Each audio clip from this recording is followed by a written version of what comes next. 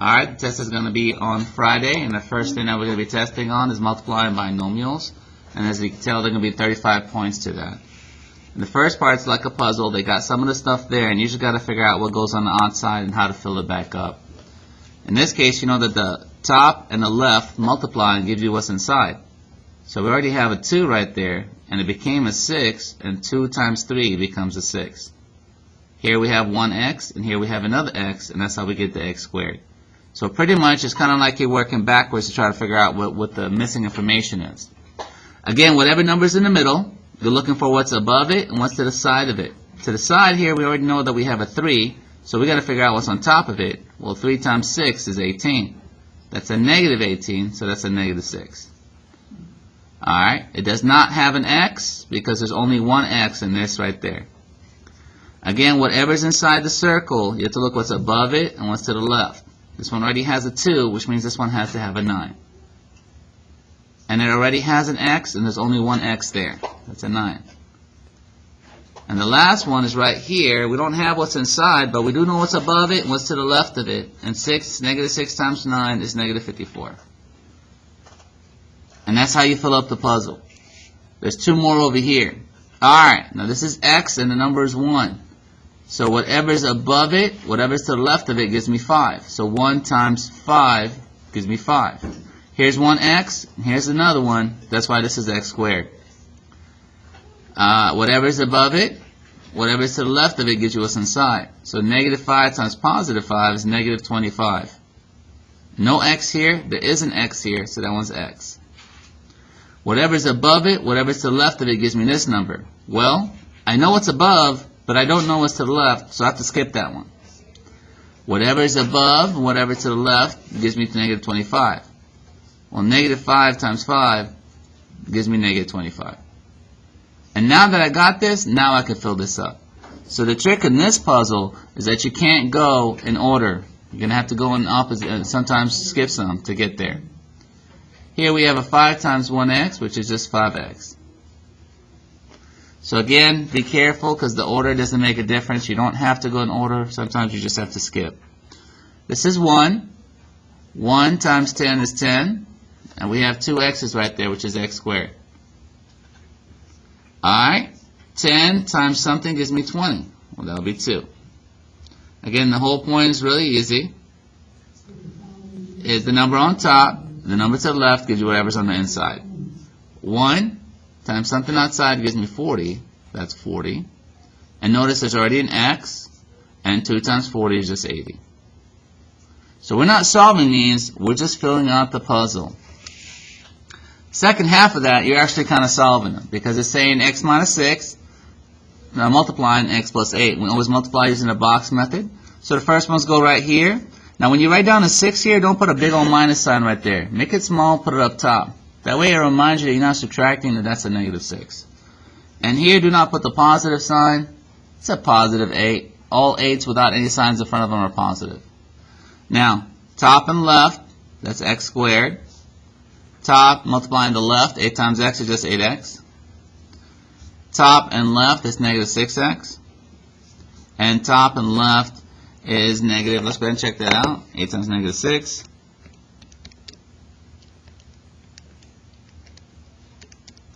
Negative 48.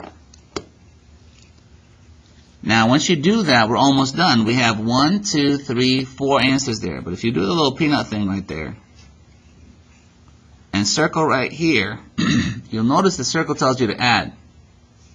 So we're going to take that negative 6 and add it to 8. Now watch this. Don't put the x's there. Just put the numbers. And that gives you 2. So this one plus this one gives you 2x. So now we have this, this, and this. Those are our answers. X squared plus 2x minus 48. Let's try it again. 2x minus 4. Again, draw the negative sign up here kind of little. We have 2x positive 4. No need for the plus sign. 2 times 2 is 4, and there's 2 x's. 2 times 4 is 8, and there's only one x. Negative 4 times 2 is negative 8. There's only one x. And 4 times negative 4 is negative 16. Now watch something here. This is kind of different. When these two add each other, it gives me 0x.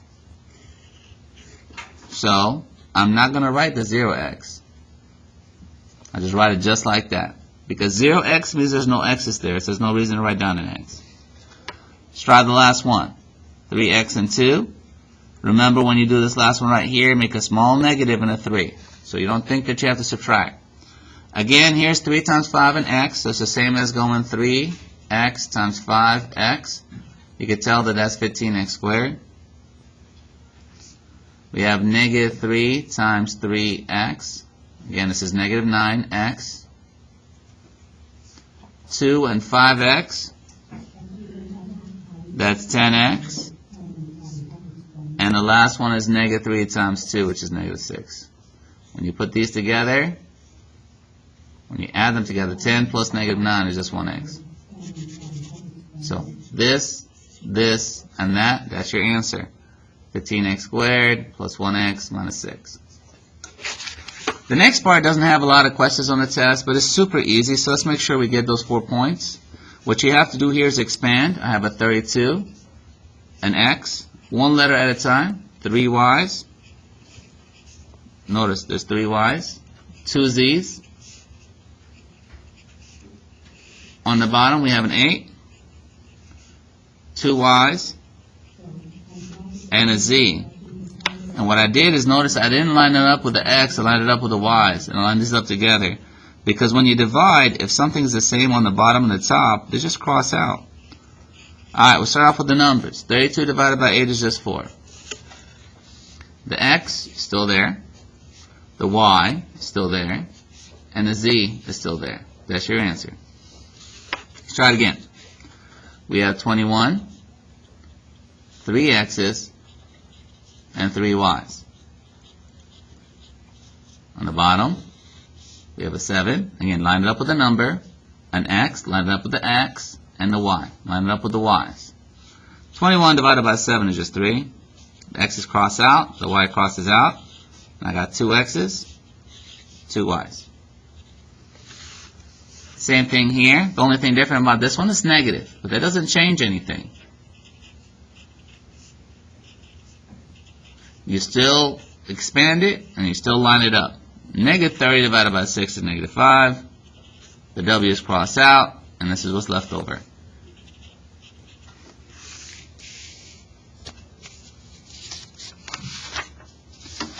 Now, if you add points for the multiplying binomials and the area, then you pass, because that's 70 points almost. So if you could just get those 2 things, you pass. So let's make sure that we're paying attention to them. In this case right here, we have a really simple one where Bernice has a floor plan and they ask you for the perimeter. That's when you add all 4 sides. And then they ask you for the area, and that's when you multiply the length and the width.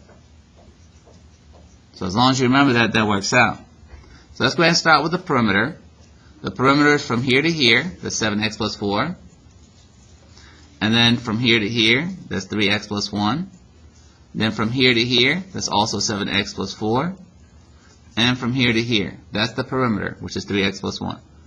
So, I line them up just like that, and I draw a line right here to separate them. This is the first part. 7 plus 3, 7 plus 3, that's 20. Notice how the letters didn't change? Because we're not multiplying them, we're adding them. When you add, the letter remains the same. When you multiply, that's when you have something that goes up here. Here we have 4 plus 1 is 5, and another 5 is 10. So the perimeter is 20x plus 10. Now we'll do the area. The area is length times width. So what we're going to do is we're going to write it down that way. 3x plus 1 times the width, which is 7x plus 4. So once you have it like that, you realize that multiplication can be done by using a box.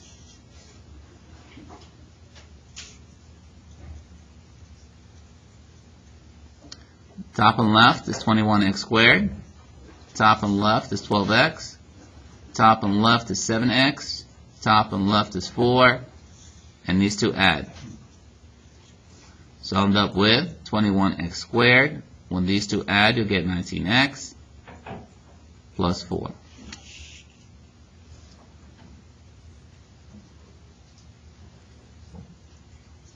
So that's pretty easy. This one right here is a little bit harder because I want you to find the area of the shaded region. Now we're going to set it up, we're not going to work it all the way out. The main thing to remember here is that we have 2 rectangles. So if we're looking for the area of the shaded region, we need to find the area of 2 rectangles. We'll start off with the top one. I need the length and the width to get the first area. So that will be 3x times x plus 5. Now we have a second rectangle, so we're going to have to find the area of the second rectangle. And we use these two to get that area. So that one would be x times 2x plus 1. Now in the middle, in order to get the shaded region, that means we need everything of the big rectangle except for this part. That means we're going to have to take away that part, which means we're going to have to subtract that part. As long as you can set it up, then that's all you have to do. Okay? So in this case, you can still multiply it out and work it out if you like, but as long as you get to this part, you're fine. Number 3, they ask you for the perimeter, which means you have to add all 4 sides. Let's go ahead and check it out. This is 7n plus 9. This is not given. But in order to find the perimeter, we also have to use this one and this side, because the perimeter is this side, this side, this side, and this side. So let's go ahead and add them together. 7n plus 9 plus the question mark, that's the one we don't know. 7n plus 9 plus the question mark, that's the side that we don't know. And that gives us a perimeter, which is this number right here. Alright, all you got to figure out is what goes here and here, so it gives me 26. Well, that's 7 and 7, which is 14. Which means these are 12. Which means they're both 6n. How could I tell that? Well, 7 plus 6, that's 13. 7 plus 6 is another 13. That gives me 26. Now, I figured that out because I'm really good with numbers, but if you just have to keep guessing until you figure it out, that's no problem. You go in your calculators, keep popping numbers until you make it work. As you notice, if I tried to play on 5, that would give me 24. That's almost 26, but it's too small, so I pick a bigger number. And you can work it like that until you get to a point where it can make sense. Alright. In this case, that's 9 and 9, which is 18, but the answer is negative, which means I got to have some negative numbers up here. So let's try 16. Alright. 9 minus 16 plus 9 minus 16. That's negative 14. That's what I needed. So the answer there is 6n minus 16.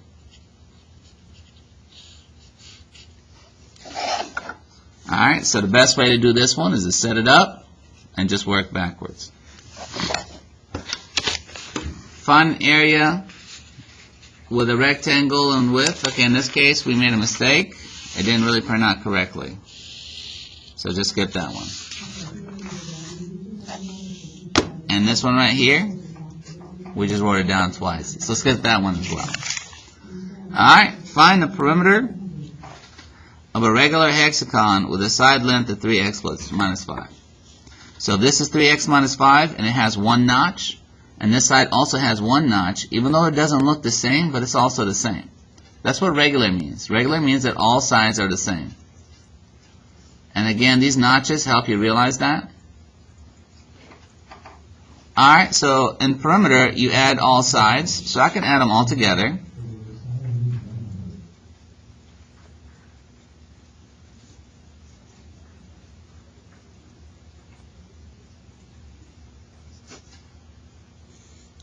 And get the answer that way.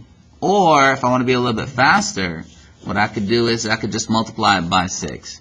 Because whenever you add something 6 times together, it's the same thing as multiplying it by 6. 6 times 3 is 18x. 6 times negative 5 is negative 30. That's your answer. But if you want to go the long way, that's also good. 3 and 3 is 6, 9, 12, 15, 18, 10, 20, 30. But they're all negative. So you can do it this way, or you can do it this way. It's up to you. Whenever for number 7 you have a square or rectangle or anything given to you like that and has dashed lines, that means it's either getting bigger or smaller. In this case, this is the original rectangle or square. And if you notice, by the time we're done, it got bigger. So that means whatever these sides are, we're adding them. This is a square rug, has dimensions of 2r by 2r, which means this part is 2r and this part is 2r. Each side is increased, that means plus. It's increased by 5, which means this side is 5 and this side is 5. So now I have a new square with side 2r plus 5 and 2r plus 5. And now I want to find the area. If I want to find the area, that means I'm going to multiply 2r plus 5 times 2r plus 5. And the way we do that is by using the box method. 2r5, 2r5 gives me 4r squared, 10r, 10r, 25. And these two add. And there's your answer. 4r squared plus 20r plus 25. Alright. So if you got this rectangles, these areas and everything else you just passed the points, the test. But if you get this one, you end up with an A. So simply, what we need to do is simplify right here, which means we got something and we have to combine it with another thing and ends up with something that's simpler than the original. So let's take a look at it together. Find the sum. Sum means you're going to add. We're going to add 6x squared plus 5x plus 10, and we're going to add it to these three things. So again, just like when we did the perimeter, we added things by lining up on top of each other. We're going to do the same right here. We're going to put this one under this one because it belongs together. They both have x squares. We'll put this one under this one because they both line up together. They both have x's. And this one does not have a letter at all. It goes with this one. So all we did is line up the things that go together. And when we add them together, we go 6 plus negative 5 is 1x. 5 plus 2 is 7. And 10 minus 12 is negative 2. There's your answer.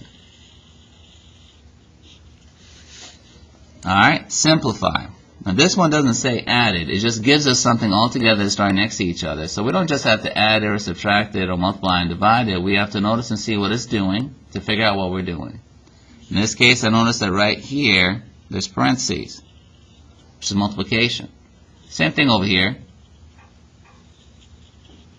And same thing over here. And since the order of operations say you multiply before you add or subtract, we're just going to go ahead and multiply those together. Alright, in this case, we have, notice how I take the sign with it. Negative 7 times 2 is negative 14. Negative 7 times negative 5 is positive 35x. That's the first one. Negative 8x times negative 5x is positive 40x squared. And negative 8x times negative 1 is positive 8x. 2 times x is 2x. And 2 times 6 is 12. Now, after we do the parentheses, we see whatever's left over, and we just drop it. So here we have a 4x. Here we have a minus 3. Here we have a minus 9x. So the first thing we did is we took care of the parentheses. Well, after you take care of the parentheses, now you're going to have to organize them, just like we did over here. Line them up by type so you can easily notice what you're supposed to do. First thing I see is the 4x. So anything that has an x is going to go in this list right here. This one has no letter, so that gets its own list. This one has an x. Now take the plus sign that goes in front of it. Minus 3 has no letter.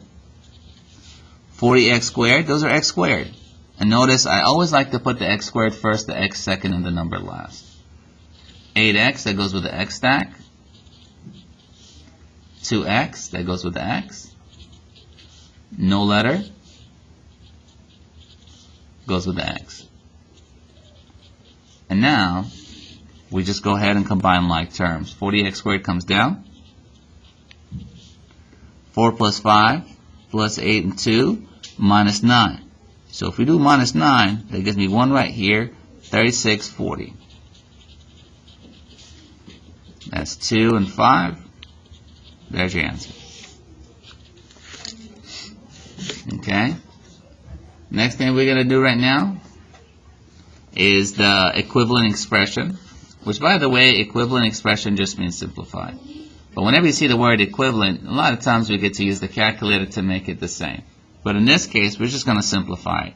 We're going to do the same thing we did up here. We're going to try to just separate the ones that have the parentheses and then combine like terms. Here there's a 2, so 2 times 3 is 6. And 2 times 7 is 14. That was easy. Here there's just a negative sign, but there's no number in front of it. Now you can put a 1 right here, but I just like to use the negative sign. Negative times 2 is negative 2x, and a negative times 4 is just negative 4. And whatever's left over, you just drop it. Now that we handle the parentheses, now we're going to go ahead and organize it just like this. It makes more sense if we just have them on top of each other so we can see what they're doing. Here's the x squared. This one has an x, that's different. This one has an x, it goes with a 14. This one has no letter, it goes by itself. This one has x squared, it goes with a 6. This one has a number by itself, it goes with a number with no letter. This gives me 11x squared plus 12x minus 13. Alright, here's the last page, and this is really easy. It's the same concept. First we do the parentheses. I don't see any parentheses, so I go to the second step, which is just organizing it by type. And I just put the things together that belong together, and the things that are by themselves, they stay by themselves. X squared, x is number by itself. 4 plus 3 is 7. Negative 5 plus 2 is negative 3. Minus 8 drops. Notice when you're adding and subtracting and simplifying, the letters don't change. Only when you multiply using the box method or distributive property, that's when you change the letters for x squared and x cubed and all the things. Again, we start off with parentheses. There's nothing outside this parentheses, so I'll leave that alone. But here, there is something outside. Negative times 2 is negative 2. And negative times a negative is positive x. And a negative times negative 1 is positive 1. This becomes 4x squared minus 1x plus 2. Again, this is really simple. If you see the parentheses, handle them first. Here we go. There's a parentheses right here. If you handle that first. 2 times 3 is 6x. 2 times negative 9 is negative 18. Whatever does not have parentheses, you just drop it. Plus 7x plus 5y. Now that I have it, I just organize it. So again, the process is never changing. Parentheses, organize. 6x goes first. No letter goes next. X goes with x. Y goes by itself.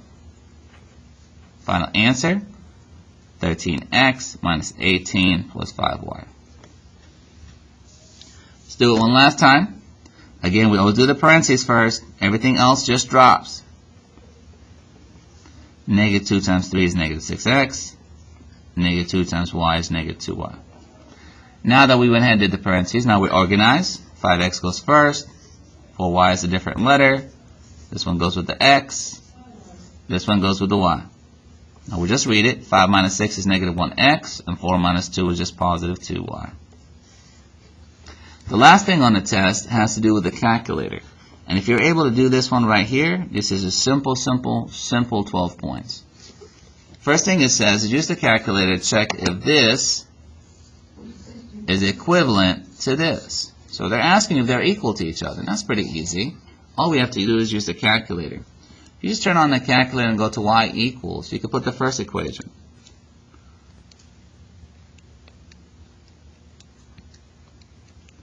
Now notice it didn't say y equal to. You just have to figure out that if they're asking for equivalence, so they're asking the calculator to help you figure it out. It'll always be in the y equal to, because it's an equation with the letter x.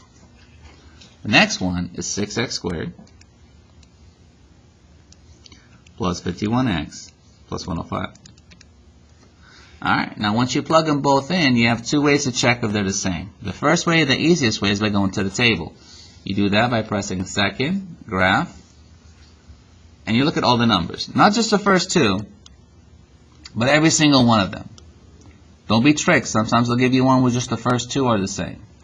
Every single one of them have to be same. If they are all of them the same, then yes, it is equivalent. The second way to check is always after you do the table, is by checking the graph. There should be only one quadratic equation here, only one picture. You notice you can only see one picture, which means that this is equivalent. Let's change it was different. If it was different, you wouldn't have one picture, you would have two pictures. You see that? Two quadratic equations, two parabolas. And that's how you can tell if it's not the same. But in this case, there's only one parabola. There are two ways to check equivalence. The first one is by using a table. The second one is by using a graph. You check with the graph because you'll have one picture. One picture show up. If one picture shows up, then it is equivalent. Because if it is the same equation, it will draw the same picture twice. If two pictures shows up, then it's not equivalent. Why? Because they're not equal. Because they're two different pictures. How do you check with the table? Well, you'll have x, y1, and y2. X, y1, and y2. We're not looking at x. We're only looking at y1 and y2. If they're the same, then it works out. If y1 and y2 are the same, then it is equivalent.